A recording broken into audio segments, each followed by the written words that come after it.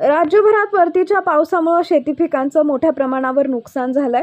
गेल्या काही दिवसांपासून पंढरपूर मंगळवेढा तालुक्यातील गावांमध्ये सततच्या अतिवृष्टीमुळे शेती पिकांचं व फळबागांचं मोठ्या प्रमाणावर नुकसान झालंय। पंढरपूर तालुक्यातील बोहाळी उंबरगाव परिसराला रविवारी रात्री पावसानं झोडपून काढलंय। या परिसरातील ओढे नाले ओसंडून वाहू लागलेत। हजारो एकर पिकात पाणी साठलंय। सोमवारी सकाळी आमदार समाधान आवताडे यांनी अतिवृष्टी झालेल्या भागाची पाहणी केली।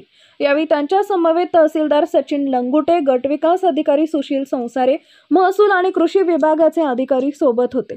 आमदार समाधान आवताडे यांनी पंढरपूर तालुक्यातील उंबरगाव बोहाळी इथं भेट देऊन अतिवृष्टीमुळे नुकसान झालेल्या ऊस, डाळिंब, बोर, मका यांसह इतर शेती पिकांची पाहणी केली।